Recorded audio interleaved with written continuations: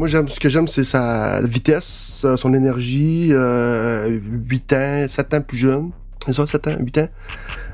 Il y a encore un autre année à son contrat. C'est quasiment 1 million en moins.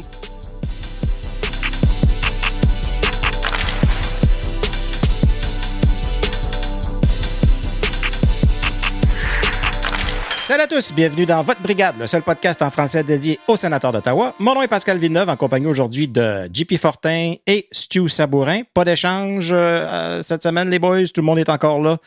Il y avait des rumeurs de transactions dans la brigade, peut-être avec d'autres podcasts, mais non, on est resté... des fois qu'on dit le meilleur échange, c'est celui qu'on fait pas. Fait qu'on a dit on n'en fera pas. On reste la même gang. Messieurs, considérez-vous bienvenue dans la brigade. Bonjour. Un peu de poutine interne avant de commencer. On veut vous rappeler que vous pouvez nous suivre sur X, Instagram, TikTok et YouTube à La Brigade Pod. Tous les liens vont être disponibles dans la description de l'épisode et on vous invite à consulter le labrigadepodcast.ca pour avoir accès à tous nos épisodes depuis le début d'il y a 5 ans. Si vous voulez voir de quoi qu'on avait l'air il y a 5 ans, en pleine reconstruction, on n'a pas plus de talent aujourd'hui, mais on a de l'expérience. Dans ce temps-là, on n'avait aucun talent, pas d'expérience, on n'avait rien. Ça s'écoute... si vous voulez rire, vous pouvez toujours aller réécouter à partir du premier épisode. C'est-tu si mauvais que ça? Je sais pas, j'ose pas les réécouter. Okay. J'ai jamais retourné. J'ai jamais été. Non, moi, j'avais commencé à l'écouter, messieurs, puis j'ai rappelé mon psy. Oui, oui. Là, ça va-tu mieux un peu, là? Oui, elle m'a fortement conseillé d'arrêter d'écouter tout ça. J'avais des cauchemars. Te joindre à nous pour améliorer le contenu. Voilà. Ce que tu fais... avec aplomb à chaque épisode. Merci de dire, Stu, que je te valais pas de la merde. Ben non, mais je veux dire, à quelque part, il faut savoir ce qu'on est, ce qu'on vaut, puis à partir de là, on peut juste s'améliorer. Comment j'ai dit ça? Un coup que quand on est satisfait, c'est là qu'on commence à mourir? C'était mon slogan de la semaine. Il est parti avec ça avant qu'on enregistre. Avant d'enregistrer. Fait que j'ai demandé de réfléchir à ça, puis on va peut-être y réfléchir tout le long de l'épisode aussi. On veut vous rappeler aussi qu'on a encore les tasses à vendre. Les tasses de la brigade, les tasses rouges sont magnifiques, splendides, resplendissantes. On en a vendu quand même beaucoup déjà. Il nous en reste quelques-unes. On vous invite, quelques personnes là, qui en ont déjà fait des posts sur les réseaux sociaux en nous taguant. Véronique, entre autres, qui nous en a fait un. Vraiment, merci beaucoup. À chaque fois qu'on reçoit une commande, moi, je capote qu'il y a du monde qui nous encourage comme ça. Du monde que, des fois, je me disais, puis je pense que c'était un Stéphane qui nous a, un Steve Deschaines, puis je parle avec un Stéphane Deschaines sur X, je pensais que c'était la même personne, puis finalement, il me dit non, je n'ai pas de compte sur les réseaux sociaux. Je suis comme, c'est cool ça. Jamais entendu parler, tu sais, puis bang, il nous achète une tasse comme ça. Donc, merci beaucoup. Vraiment, on l'apprécie à 100%.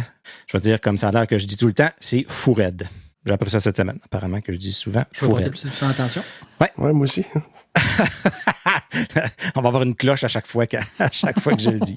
Les boys, il s'est passé beaucoup de choses depuis la dernière fois qu'on s'est parlé, où c'était plus tranquille, on était en attente, on était ambivalent, on était dans les rumeurs, on se demandait qu'est-ce qu'on voulait que les sénateurs fassent, qu'est-ce qu'on pensait que les sénateurs allaient faire, qu'est-ce que tout le marché s'attendait.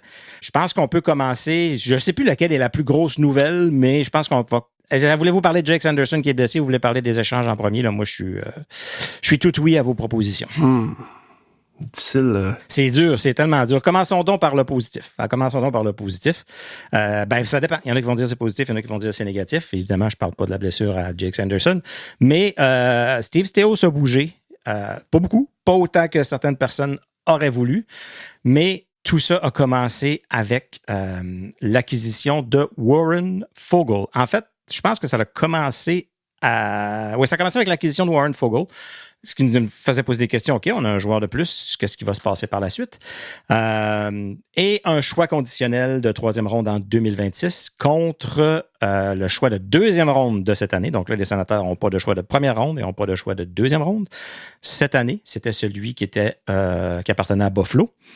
Et un choix conditionnel 2026 qui était de 3e ronde, qui était le choix des Kings de Los Angeles. Ça vient mêlant, là. C'est quoi les conditions? Si un joueur joue un match, si un joueur joue ça devient... Oui, exactement. Exactement. Dans le fond, ce choix-là dont tu parles, c'est dans l'échange de David Perron. Puis si David Perron jouait un seul match cette saison avec les Red Wings, il y avait un choix additionnel. Oui. Bon. Fait tout ça nous amène au sujet de, parce qu'on disait qui va partir. Les rumeurs, c'était, OK, est-ce que c'est Zetterlund qui part? Est-ce que c'est Greg? Parce que là, on avait trop de joueurs sur l'alignement. Et on apprend finalement que, non, c'est David Perron qui quitte l'équipe. Donc, David Perron compte un choix conditionnel 2026 de 4e ronde. Puis c'est ça, si David joue cette année, joue la moitié des matchs en première ronde, peut devenir un choix de 3e ronde 2026. Ouais. Donc, et une dernière petite transaction qui est arrivée. Je pense que les lumières étaient fermées, tout était fermé. On s'attendait plus à ce qu'il y ait des nouvelles transactions. C'est Graham Clark qui a été acquis. C'est qui est parti de l'autre côté encore? Bon Giovanni qui a donné Bon Giovanni qui a donné des bonnes années à Belleville, je crois. Puis on pourra en parler un peu plus de tout ça. Donc, Warren Fogle, vos impressions en partant? C'était quoi votre réaction en disant « Oh! » Au début, surpris, parce que tu te dis, voyons donc. Tout le temps un nom qu'on n'a jamais entendu dans les rumeurs. Tout le temps. C'était c'est tout le temps de même. Effectivement. Puis tu te dis, là, tu t'enlèves David qui joue à gauche pour Warren Fogle qui joue à gauche. Mais là, après ça, tu te dis, attends une minute, là, on a comme trop de gars à droite. David, il est censé jouer à droite. Il joue à gauche. Tu viens te rajeunir aussi. Puis Warren Fogle, il vient avec un certain pedigree. Je pense que Steve Stéos, il l'a dit. Si Warren Fogle ne connaît pas une down year, jamais qui est disponible pour être échangé. Tu sais. C'est ça. C'est un gars qui, dans ses 2 dernières années, a eu 20 et 24 buts. Là, l'année passée et l'année d'avant. Donc, on sait qu'il est capable de marquer. Oui, 100%. Puis, je pense qu'il n'a jamais manqué les séries dans sa carrière, si j'ai bien compris. Okay. Et son premier but en carrière est arrivé en 2007-2018 contre Craig Anderson et les Sénateurs d'Ottawa. C'est fantastique. Petit fun fact. Oui. Toi, Fortin? Ça t'a-tu excité le poil des jambes? Ça m'a pas excité le poil des jambes. Je pense que c'est une transaction de profondeur. C'est sûr que le choix de 2 me laisse encore un peu sur mon appétit, sachant qu'on n'avait pas de choix de 1. Donc, notre année 2026, en termes de qualité de repêchage, il va falloir que les dépisteurs soient extrêmement sa coche en 3e ronde et 4e ronde et ainsi de suite. Mais ce que j'aime, c'est que si on compare les deux, là, on peut aller dans la comparaison entre David Perron et Warren. Moi, ce que j'aime, c'est sa vitesse, son énergie, 8 ans, 7 ans plus jeune. C'est ça, 7 ans, 8 ans. Il y a encore une autre année à son contrat, c'est quasiment 1 million en moins. Donc, il y a beaucoup de positifs derrière tout ça, outre peut-être que d'avoir donné un choix de 2e ronde pour avoir fait ses services. Mais je pense que c'était peut-être une transaction pour aider Shane Pinto, quoique là, Travis Green ne semble pas le faire jouer avec Shane Pinto. Mais on verra pour la suite. Moi, quand j'ai appris ce nom-là, j'ai fait « Oh, OK, c'est qui ça? » Fait que oui, je suis allé voir hockey DB, blablabla, ses stats, mais bon, quel genre de joueur que c'est? Fait que je vais faire un test, voir, je vais demander à ChatGPT, voir s'il connaît son hockey. Fait que je dis « Hey, les Sénateurs viennent d'acquérir ce joueur-là, qu'est-ce que t'en penses? C'est quel genre de joueur que c'est? » T'sais? Fait que j'ai trouvé ça intéressant, ses réponses, parce qu'il y a vraiment beaucoup de parallèles avec ce que Louis Boulet nous a dit la semaine passée sur l'identité et la façon de jouer des Sénateurs. Fait que ChatGPT me dit... Premièrement, il me donne les statistiques. Un ailier gauche, 6 pieds 2, 204 livres, tir de la gauche, 29 ans. Puis, comme on parlait concernant les joueurs de Ligue de garage, c'est un attaquant nord-sud. Il se promène vraiment de haut en bas de la glace. Ses points forts, on parle de bon patineur. C'est bon gabarit, bon patineur, bon coup de patin, met beaucoup de pression sur les défenseurs et provoque des revirements en échec avant. Exactement ce qu'on parlait. Les Sénateurs rentrent dans la zone, dump and chase, réussissent à aller retrouver la rondelle, gagner des batailles le long des bandes et des fois, ça fait poète-poète quand vient le temps de marquer. Donc, c'est un joueur qui, on le prend, on l'amène dans le système, puis je pense que il n'y aura pas tant de choses que ça à apprendre, puis ça va correspondre plus au style de jeu qu'il veut faire. Par contre, dans ses limites, il y en a pas ça des limites, on dit, vision offensive correcte, mais pas élite. Tu sais, une bonne vision offensive, mais ce ne sera pas un marqueur tout étoile. Des mains ordinaires, il manque parfois des chances. Donc, tu sais, exactement, on a un autre gars qui va avoir des chances, puis qu'on va dire, encore, tu peux pas manquer cette chance-là. Puis production offensive inégalée d'une saison à l'autre. Bon, OK, on parlait d'un down year, on parlait de... mais j'ai trouvé ça vraiment intéressant que je pense que Steve Stéos, il y a une espèce de stencil là, qui est le type de jeu des Sénateurs, puis il se promène avec ça, puis il cherche ses joueurs comme ça, au lieu d'essayer de voir qu'est-ce qui est sexy, qu'est-ce qui est disponible, puis tu sais, je pense qu'il jouait à LA, il jouait peut-être un style qui lui plaisait moins. Puis c'est une des choses qu'il a mentionné dans les entrevues que non, je pense que je vais avoir plus de succès ici parce que oui, je suis un gars qui aime appliquer de l'échec avant, je suis un gars qui aime jouer physique, jouer le long des bandes. Fait que non, je pense que oui, le choix de deuxième ronde, mais je pense que ça explique beaucoup le coût à la date limite des transactions. Puis il y en a eu un paquet de transactions. Là, je pense pas qu'il y en a une qu'on a vue, qu'on a dit, soit que non, on n'aurait pas pu la faire parce qu'on n'avait pas on n'avait pas de choix de première ronde, on n'avait pas les jeunes joueurs, ou que ça aurait coûté beaucoup trop cher pour faire ce type de transaction-là. Fait que je pense que puis tu sais, David Perron, oui, il remplace l'autre, mais deux rôles complètement différents, deux joueurs à des places complètement différentes dans leur carrière. Lui, David, a vraiment dit que, écoute, je pense que mon rôle n'a jamais trop été clair à Ottawa, où j'ai jamais vraiment trouvé ma place à 100%. Mais pourtant, non? Oui, écoute, puis Steve Staios en a parlé aussi en voulant dire qu'il a apporté. Tu sais, ça voulait dire un peu, il a apporté ce qu'il avait apporté à l'équipe. C'était dans le temps où l'équipe avait besoin de vétérans qui se joignent à l'équipe, qui conseillent les jeunes, qui montrent la bonne façon de jouer, la bonne façon de se rendre en série, jouer en série, puis tout ça. Puis ça, je pense qu'il l'a fait. Il l'a très bien fait. Oui, je ne comprends pas les commentaires de David. C'est plus ça. Les blessures, il a parlé des blessures. Okay. Puis, écoute, il s'est promené beaucoup dans l'alignement. Là. Je pense que David a encore peut-être l'estime qu'il est un joueur de deuxième trio. Il n'est pas un joueur de 3 puis de 4. Ou est-ce qu'il s'est ramassé plus souvent qu'à son tour? Puis cette année, là, il y a eu deux, trois matchs où c'était contre qui le match? J'étais là avec Philippe. Il avait marqué 2 buts. Puis sur ces 2 buts, il n'y avait pas eu aucune réaction après ces buts. Il était resté le visage de glace. Puis le visage comme, OK, j'ai scoré, c'est beau. Puis là, ça a fait appeler les gens dans les lignes ouvertes. Puis tout ça, puis hey, qu'est-ce qui se passe avec David? Il est-tu pas heureux? Puis tout le monde avait jeté ça du revers de la main en disant, ben non, c'est un vétéran, c'est un professionnel. Mais c'est arrivé 1 ou 2 fois où est-ce qu'on doutait de sa satisfaction, je crois, de la façon qu'il était utilisé à Ottawa. Ouais. OK. Ouais. Fait que... Parce que je veux pas être plate, mais j'ai très hâte de voir son utilisation à Détroit aussi. Effectivement. D'après moi, ça va ressembler à ça. Ça va au même, ouais, c'est ça. Puis, est-ce que les sénateurs ont décelé ou ont vu peut-être une faiblesse dans son dossier médical qui leur ont fait dire, écoute, si on a un joueur à qui pas miser moyen terme, c'est peut-être lui? Mais je vous pose une question. Ouais. Mm-hmm. OK, on met en perspective que David Perron est en santé. Ouais. Je vous donne le choix, 1 pour 1, sur un 4e trio. Tu prends Zetterlund ou Perron? Sur un 4e? Dans les factuels, les sénateurs sont dans David Perron, moi aussi. Ouais. David Perron. Oui, tout à fait. Zetterlund, tu veux pas l'avoir sans 4? Ça fait pas de sens. Je sais même pas si je veux l'avoir dans l'alignement, mais bon. Je sais que j'ai 40 buts dans ma tête, là, mais...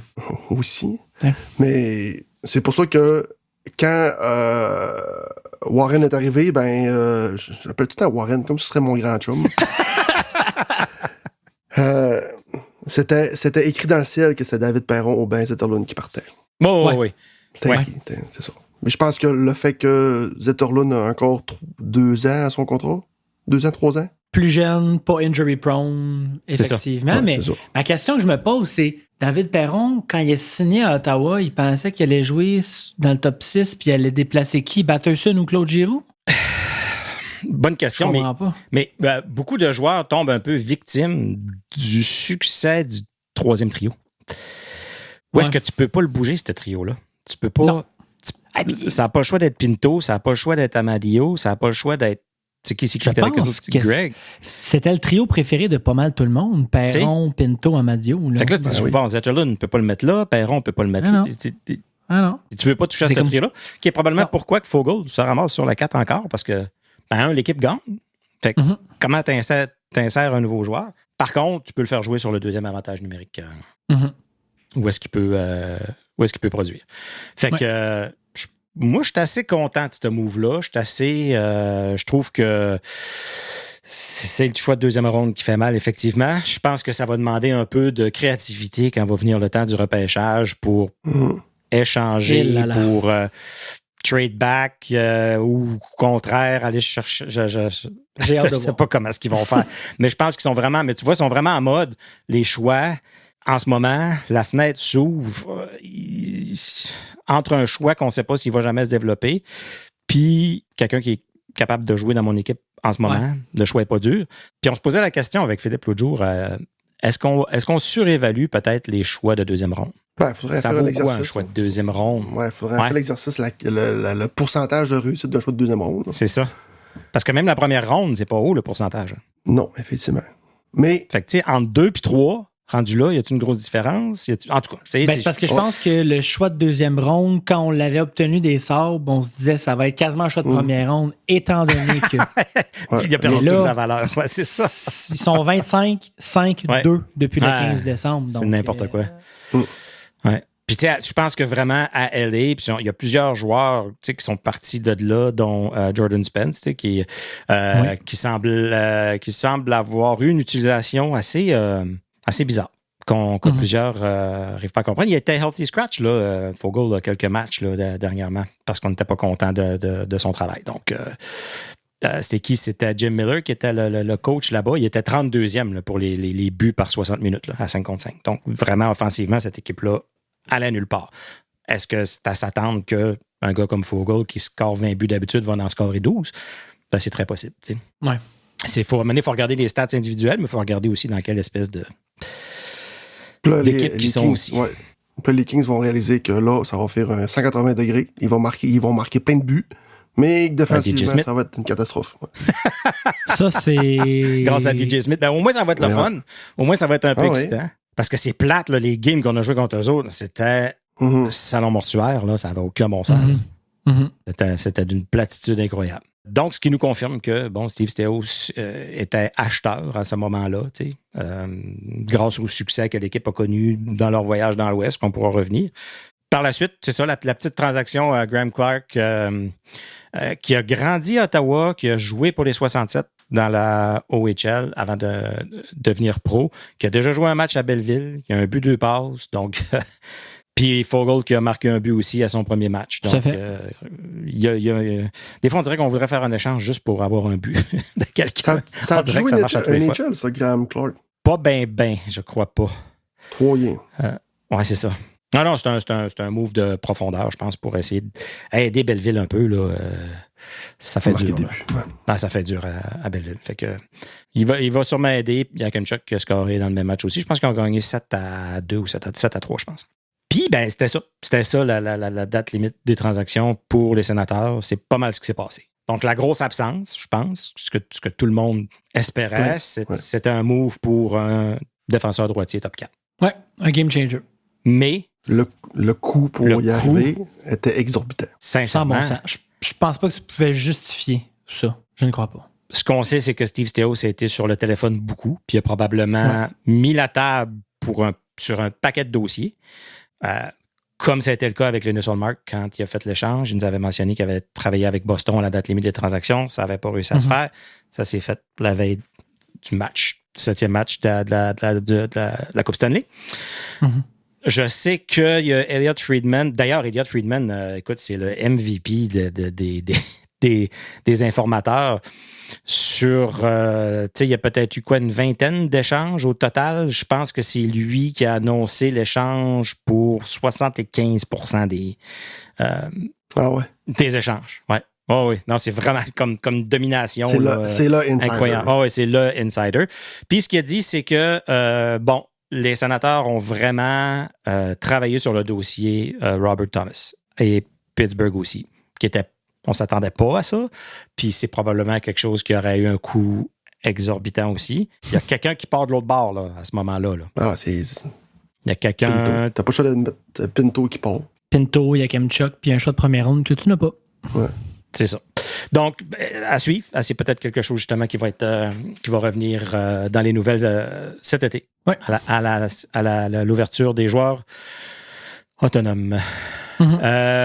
Sinon, votre trade deadline, ça a été un... J'espère que vous n'êtes pas connectés. Puis une chance qu'on n'a pas fait un live à partir de 6 h le matin. On avait dit, on se serait ennuyé pas à peu près. C'est-tu rendu plate? Non, mais c'est rendu qu'ils en font des pièces de théâtre puis des sketchs. Ben oui, il y a des sketchs. Puis... Ils n'ont pas le choix. Il n'y a rien qui se passe avant 14h50 dans le fond. Jamais, c'est ça. Jamais. Il y a eu un trade avant 14h50. Ben, ça se passe dans la semaine avant ou dans la dernière heure. Oui, je pense que cette journée-là, le plus gros trade qui est arrivé, il était à 6 h le matin. Puis c'était John Carlson qui est parti à Anaheim. Puis après ça, il n'y a rien eu. Là, il y a eu Bobby Brink dans le coin de midi à peu près. Tu sais, puis il y avait James Button qui nous expliquait pourquoi Vancouver devrait racheter Elias Pettersson. Donc, à 11,2 millions pendant 6 ans. J'ai même vu TSN, là, plus savoir à quoi parler, se sont amusés à faire un mock draft pour le prochain repêchage. Wow! Ouais, j'ai dit, OK, là, il faut gagner du temps. Là. Tu sais, c'est épouvantable. C'est rire du monde, honnêtement. Puis, by the way, dans leur mock draft, là, avec leur loterie qui ont simulé on avait-tu notre choix? Non, c'était un free. Puis, c'est les Maple Leafs qui avaient gagné le premier choix. Ils passaient de 8e en premier. Ouais. C'est sûr, ça va arriver. Hein? On commence pas là. C'est sûr, ça va arriver. Parlant de 32e choix, on n'arrête pas de penser que peut-être qu'il y a encore une petite possibilité que Gary Bettman, finalement, sorte je sais pas, un surplus d'amour pour les Sénateurs puis dise faites pitié. Je vous redonne votre choix, mais vous allez repêcher 32e. Ce qui est en ce moment un choix numéro 32 versus aucun en première et en deuxième. C'est déjà beaucoup. Un luxe. Oui. Puis, tu sais, là, les gens disent, mais non, écoute, le règlement, c'est le règlement, puis il y a dit ça, puis c'est ça, puis ça va être ça, puis c'est... Sauf qu'il y a un précédent. Il y a vraiment un précédent avec New Jersey, puis pour c'était le contrat de Kovalchuk, je crois. Oui. Puis, ce que Gary Bettman, finalement, c'est exactement ce qu'il a fait. Il nous avait enlevé le choix de première ronde. Finalement, il leur a redonné, mais il a dit, vous allez être 32e. Et la seule raison, ça, il avait vraiment dit ça en 2014, la seule raison pourquoi j'ai considéré vous le redonner, c'est parce que vous avez un nouveau groupe de propriétaires. Donc là, maintenant... Mais même les circonstances, Pascal, ne sont pas les mêmes. On parle de quelqu'un qui a pris sa retraite 15 ans d'avance sur un contrat qui était front-loaded, comparé à un échange, ou est-ce que c'est l'autre équipe qui n'a pas fait sa job? Ben, exact. Et la Ligue. Parce que, est-ce que, je ne sais pas si vous avez vu on voit des clips des fois, des behind the scenes de des échanges. Puis tu as le gars de la Ligue nationale assis dans son bureau. Oui. OK, qui veut m'annoncer l'échange? Fait que là, il y a une équipe qui dit, OK, moi, t'as joué. Puis là, il pose la question, OK, avez-vous vérifié les contrats? Avez-vous la place sur la masse? Puis ils ont le contrat avec eux autres, là. Ils vérifient tout ça. Donc, vous me dites que tout ça, ça n'a pas été fait à ce moment-là? Impossible. Vous ne pouvez pas prendre une partie du blâme. Là. Je suis totalement d'accord. T'sais? L'exemple que tu penses, c'est l'année passée dans l'échange Norris contre Cousin. Puis ils en ont fait un cette année aussi. J'en ai vu un cette année aussi. OK. À un moment donné. Fait que là, vous me dites que c'était sa job, mais aujourd'hui, vous le faites. Donc, c'était la... Écoute, je veux pas rien enlever à Dorion, probablement. Tu sais, il y a sa partie de tort, c'est sûr. C'est sûr qu'il y a de quoi qui a été manqué là. Pour que ce soit juste là que ça l'arrive, tu sais. Juste avec les Sénateurs encore. Mais un choix de première ronde, c'est rough. Ouais. Très rough. Très rough.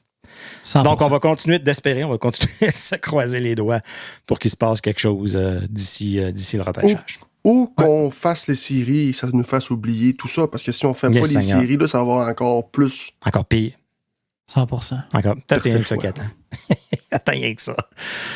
Bon, assez parlé de bonnes nouvelles. Parlons de la mauvaise nouvelle. La catastrophe. C'est la cata, comme diraient nos amis français. Jake Sanderson qui a reçu une violente mise en échec. Braden Montour. Et qui est... C'est le genre de joueur que tu veux avoir en série. C'est le genre, tu sais, quand on dit on veut un gars grand, gros, physique, qui fait mal, qui claire le devant du net, c'est exactement ça. Mais quand tu es de l'autre bord de la glace. Tu sais, Jake Sanderson, je pense que depuis qu'il est avec les Sénateurs, il a manqué 10 matchs au total. Il est en train d'avoir une saison, sa meilleure saison depuis le début de sa carrière. Puis, je sais pas pour vous autres, là, mais moi, quand je l'ai vu s'en aller dans le tunnel, puis se pointer l'épaule, j'avais des syndromes, des flashbacks post-traumatiques de Josh Norris. Là. Oui, très certainement. Là, ce qu'on sait, c'est que c'est week to week. On commencera pas à dire c'est upper body. On sait très bien que c'est son épaule. Donc, il y a un paquet de docteurs sur X partout qui essayent de dire qu'est-ce que c'est quoi le diagnostic. Là. Mais semaine à semaine, j'ai de la misère à le croire. Parce s'il revient dans 2 semaines, ça va être du jeu physique. À partir du moment où il revient, ça va être intense. Là. C'est pas un gars qui se fait frapper souvent, là, par exemple. C'est un gars qui, normalement, est capable d'éviter les mises en échec, puis de rouler, puis de... Celle-là fait mal. Absolument. Donc, on a appris que M. Denis Gilbert était invité à se joindre à l'équipe, qui a été réinvité avec, avec le grand club. Mais là, écoute, c'est pas ce que tu veux. Comme, tu sais, si t'es Martin Palot, tu veux pas embarquer parce que Sanderson s'est blessé. Mais c'est ta chance quand même. Tu sais, quand on dit à un joueur, il faut que tu pognes ta chance quand tu la reçois. Pas dire que lui va venir remplacer Sanderson, mais c'est sa chance c'est ça, de rentrer dans l'alignement. Puis Dennis Gilbert, c'est lui qui va être laissé de côté, j'imagine, soir après soir. Ben, je dirais, au-delà que Martin Palot prenne sa chance, je pense qu'il y a beaucoup d'individus dans la brigade défensive, il va falloir qu'ils step up pas mal leur game. Et je parle de 2 en particulier. Bon, j'en parlerai pas du 3e, là, on sait tous que c'est sans le dire, on sait c'est qui je parle. Mais je pense que Thomas Chabot, malheureusement, ben là, on va tous se virer vers lui. On va revenir dans les belles années. Lui qui jouait 20 minutes Chabot dernièrement. Jouait 28, c'est ça qui 29 minutes. m'inquiète. Ben oui. On n'aura comme pas le choix. On va le surtaxer. Et un qui connaît une saison coup-ci, coup-ça, va falloir qu'on retrouve son statut en série contre la première ronde contre les Maple Leafs, c'est Tyler Kleven. Lui, il n'a pas le choix d'embarquer dans le bateau là, parce que on peut pas avoir un défenseur gaucher jouer jusqu'à fin mars. Là, parce que moi, je m'attends pas à avoir Sanderson d'ici avril. Oui. Ça va être 2 semaines certains. Ça va être 2 semaines certains. Donc là, est-ce que vous mettez Chabot, Zoub? T'as pas le choix. T'as pas le choix. Chabot, je crois que... faut pas penser que Chabot va remplacer Sanderson. T'sais. Il va prendre ses minutes, mais côté défensif, personne ne peut accoter Sanderson. Écoute, tu peux pas remplacer Sanderson. Le match contre Edmonton, là, ça a été vraiment une démonstration à quel point, au moins 2 fois clair, où est-ce que McDavid a essayé de le déborder puis de couper au filet, puis où est-ce qu'il a complètement anéanti la chance, l'a même poussé à terre, puis il est reparti avec la rondelle. Il n'y a pas beaucoup de défenseurs dans la ligue qui peuvent faire ça pendant une soirée de temps. Là. Non. Les gars, Jake Sanderson, c'est un top 6 américain. Ouais. L'équipe championne olympique. Ouais. Tu peux pas changer ça. Là. Tu peux pas le remplacer non plus. Non, je suis d'accord. Tout ce que tu peux espérer, c'est justement que chaque personne dans le collectif, en comité, donne un peu plus pour sa perte. Chose qu'ils ont fait en partie quand Brady n'était pas là. Ouais. Fait que je vois un peu de similitude. Bon. Mais pas tant que ça non plus, parce que Sanderson est quand même unique, puis dans une défensive déjà avec plein d'interrogations, ben là, c'est ça. C'est beaucoup plus difficile de cacher une faiblesse en défensive que sur un trio où est-ce que tu en as 4 en plus. Exact. Mais au moins, 2 choses. Un, quand Brady s'était blessé, j'avais dit peut-être que ça va être un point de ralliement, un point de rassemblement pour l'équipe. Là, je pense que l'équipe n'avait pas besoin, autre que de faire les séries, n'avait pas besoin d'une autre raison pour jouer, mais ça va en être une. Mais je pense que l'équipe va se rasseoir sur le système, sur ce qu'ils font de bien, parce qu'écoute encore, là, ça a été quoi tout le long du voyage, ils ont donné, à part un match, là, ils ont donné quoi, 20 tirs par match? Tu sais, en moitié de la game, normalement, ils ont donné une douzaine de tirs, 12-13 tirs. Fait que ça n'aura pas le choix d'être ça encore, ça n'aura pas le choix de juste continuer à faire ce qu'ils font bien et non de dire, OK, Chabot, faut que tu nous scores 3 buts, ça ne marchera pas. Puis il faut que tu nous arrêtes tous les meilleurs joueurs de l'autre bord, ça ne marchera pas non plus. Fait que les lignes vont rouler plus. J'ai hâte de voir Chabot s'il va vraiment jouer 30 minutes ou si ça va juste être une meilleure répartition de tout le monde. Ça va être à suivre. Moi, je pense qu'il va jouer 28 minutes. Malheureusement, moi aussi. J'ai hâte de voir. Malheureusement. Ouais. Parce que après ça, c'est Kleven Spence qui, tu veux-tu séparer ce duo-là? C'est un duo de jeunes qui se complètent bien, qui sont différents un de l'autre. Tu veux pas vraiment toucher à ça. Ce qui te laisse Martin Palot et Jensen. Ça, c'est plus dur. Ça, c'est... Ça, là. Ouf. Ah non, mais c'est troublant parce que là, t'as ton défenseur droitier, 3e paire, qui est Martin Palot. Je pense qu'on est d'accord pour dire que Jensen n'aurait pas joué. Qui est déplacé à gauche. Ouais. Une personne qui n'a plus de hanche. Mais il est un petit peu mieux depuis... Il y a 1 ou 2 erreurs là, qu'on a vues dans la dernière semaine depuis le retour des Olympiques, ou depuis le début du voyage. Il est un peu mieux, Jensen. Il est moins sacrant à chaque match. Je pense qu'il va être moins exposé s'il joue sur la 3e paire. Aussi. Ouais. Mais ce qui veut dire que belle opportunité pour Spence, qui, je pense, a pris ses airs, a pris son assurance de plus en plus constant, match après match. Puis lui aussi, c'est un joueur que fait de moins en moins d'erreurs. Tu sais. Mhm. Puis il va devoir driver le deuxième avantage numérique. Ça va être vraiment intéressant à voir ça. Tout à fait. Mais Chabot va driver le premier. Fait que, on revient à Chabot qui drive l'avantage numérique. J'ai hâte de voir. Avez-vous remarqué que Tim Stutzla, maintenant, joue presque tous les avantages numériques au complet? Mhm. Mhm. Longtemps de ça. J'ai remarqué ça dans les derniers matchs. Ouais, Non. C'est-tu pour pallier à qui embarque plus sur le deuxième avantage numérique? Ben, j'ai l'impression que c'est Bonne plus question. le fait que quand il est là, on a quasiment plus de chances qu'en Oui. supériorité Oh, oui. numérique. Mhm. Puis il n'est pas fatigable. Non, exactement. Fait que je Oui. sais pas si c'est au Ou c'est-tu voulu? C'est-tu lui qui étire ses chiffres, puis... Je pense pas que c'est voulu, mais c'est au détriment, je pense, d'un manque de personnel assez C'est ça, compétent en penalty kill et il est vraiment nettement supérieur à toutes les autres. Tout ce qu'on Non, il est a là. de plus. Le 2 minutes au exceptionnel. complet en avantage numérique. Ben, puis je pense, messieurs, que la différence, c'est que là, il est capable de gagner des mises au jeu aussi. Aussi. Fait que là, tu as l'aspect qu'il a de gagner des mises au jeu, puis c'est une menace en penalty kill. Il lit Non, extrêmement bien le jeu, puis il y a une vitesse qui a de déborder tout le monde. Tu m'entends pas, là. Il fait le En 2 PP. minutes au complet Au complet. en je sais. avantage numérique. Ah, excuse-moi. Il est sur les deux vagues. Il est sur les deux vagues en avantage numérique. OK. Je n'ai pas remarqué. Le 2 minutes au complet. Ouais. Ça, c'est C'est fou, là. un défenseur, OK, là, ou Ouais. Alexander Ovechkin, mais là... C'est la première fois que je vois ça chez les Sénateurs, là, depuis des années, un joueur qui fait le 2 minutes au complet. Je peux pas dire qu'il Carlson, fait... peut-être, le dernier? Peut-être, ouais. Ouais. Mais qui, tu sais, que tu veux mettre d'autres à sa place comme à la pointe, tu sais. Mais ouais, j'ai trouvé ça vraiment intéressant. Je vais On va- apporter on va suivre ça. Ouais, tu porteras attention. Oui, tout à fait. Donc, c'est ça. Quelle espèce de nuage ça va mettre sur le restant de la saison à suivre. Parce que là, pour l'instant, le match dans l'Ouest s'est super bien passé. Tu sais, Edmonton, on dit, bon, il aurait dû gagner ce match-là, mène 4-2, arrête de jouer, puis évidemment, Draisaitl fait... Combien t'avais dit de buts, Stu? T'avais dit J'avais quatre. dit 4 buts, il finit avec 5 points, malheureusement. Ouais, c'est ça. Puis des gens, j'espère qu'ils sont allés chercher le casquette parce que c'est pas lui qui a eu le 3e but. Fait qu'il n'y a pas de tour du chapeau.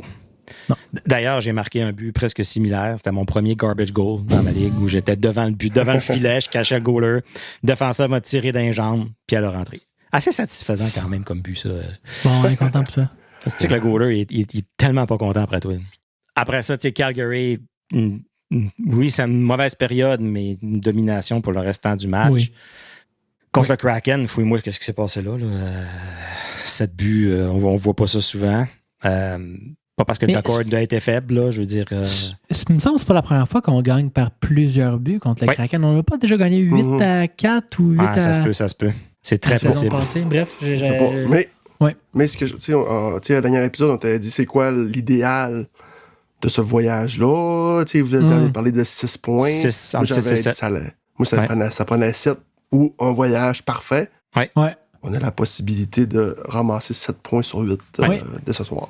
Le match Vancouver, vous stresses-tu? Absolument. Ah, horriblement. Avec James Reimer dans le net, absolument.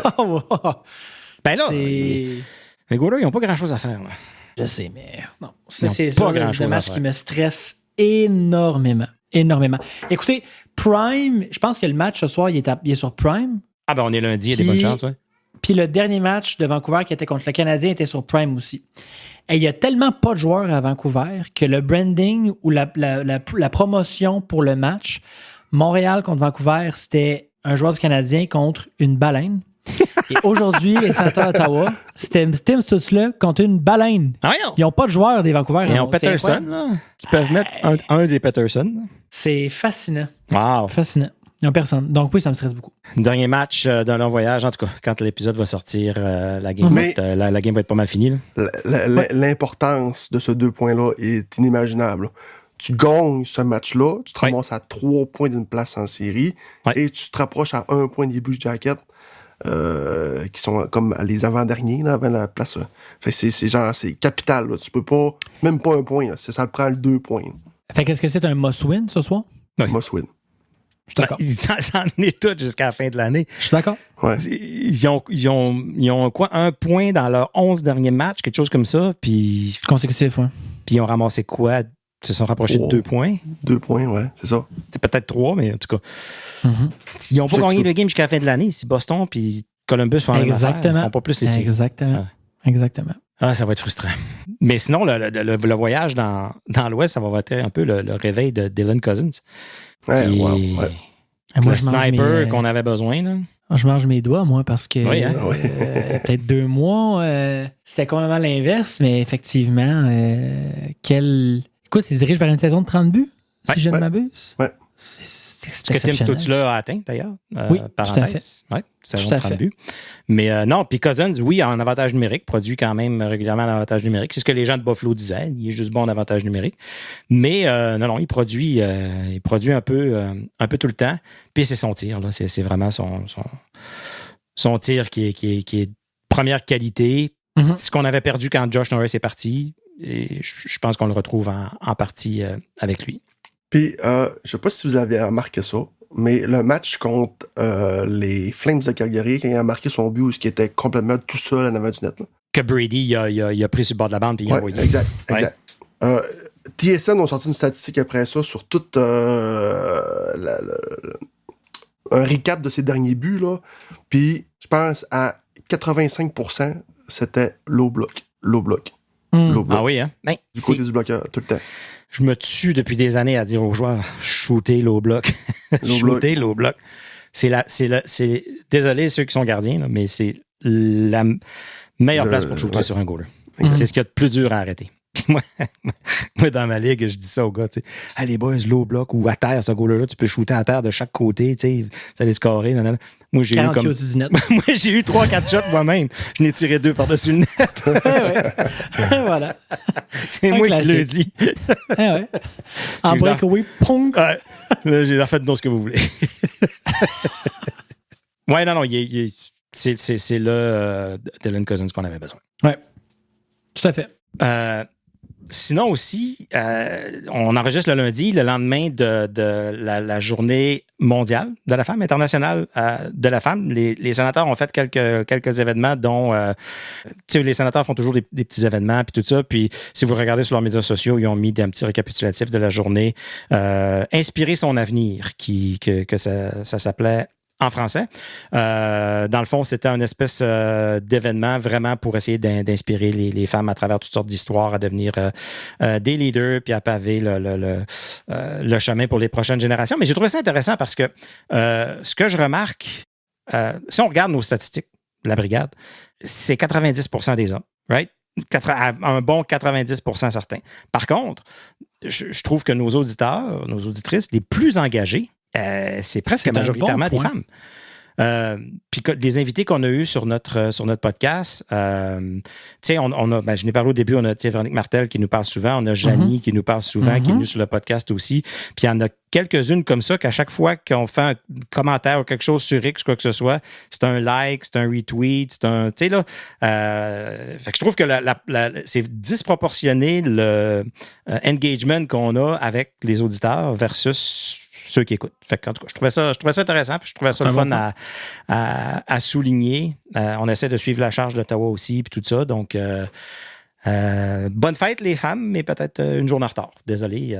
On n'a pas fait un enregistrement spécial, spécial hier. Mais on pense à vous quand même, puis vous faites partie intégrale de la brigade. Les boys, sinon, je pense que ça fait pas mal le tour. On va aller se préparer à écouter le match contre Vancouver à 9h sur Prime. Pas le choix. Ça prend une victoire. On a parlé d'un must-win. On a parlé d'un... On va regarder le chum à Fortin, Warren. C'est quoi le diminutif de Warren? Ça a-tu Warren. Ça n'en a pas, hein? C'est sûr que non. OK. Je pense que c'est quoi? Sinon, c'était Foggy. Foggy? Foggy. Ouais. Ah, ben oui. Tu prends la moitié du nom puis tu rajoutes I. C'est tous les surnoms de tous les joueurs. Ben oui. Tout à fait. Comme moi, c'est pas Asie. Donc, ouais, salon Marc Méthode. Parfait, excellent les boys. Donc, merci tout le monde d'avoir écouté, puis on vous dit à la semaine prochaine.